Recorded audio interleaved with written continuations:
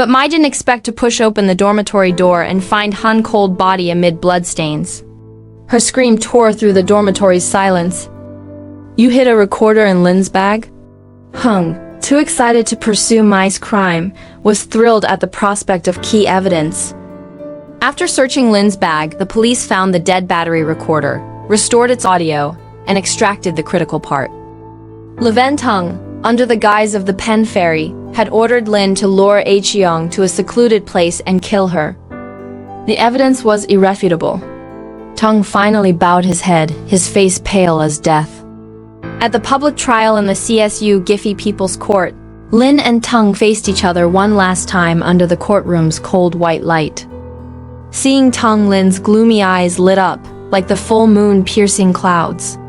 She whispered something, tilting her head toward him, still awaiting an answer from Dad. Tung never looked at Lin, whether out of shame or resentment. As evidence and case details unfolded from Han phone recording to Mai's testimony, I saw shock and disbelief on Lin's face.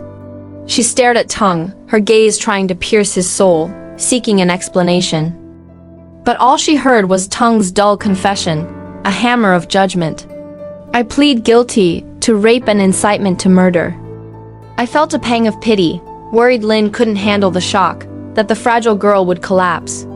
But glancing at Nung beside me, I saw her pensive, her sharp eyes dissecting a mystery. Catching my gaze, she whispered, "Teacher, do you think Lin is really that mentally ill?" I paused, asking, "What did you figure out?"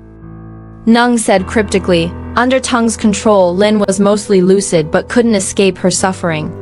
So she feigned madness, even involving Acheong to dilute Tung's control, making him trust her more. When Acheong tried to break free, Lin seized the chance, outwardly obeying Tung but using hen death to bring him to court, escaping her nightmare. I shook my head. "You're too conspiratorial." If true, she could have told the police the truth during interrogation. Why cover for Tung? Nung smirked, her eyes gleaming like Xuan Thi's streetlights. "You don't get it, teacher." Without crafting the perfect pen fairy obsession, how could she use her mental condition to evade punishment? Don't forget, she did kill him. A chill ran through me like a winter wind. But I waved it off. "Any evidence?" At the mention of evidence, Nung deflated, muttering unhappily. Yet she persisted, whispering, "If not, why did she invite Acheong to Tung's place that night?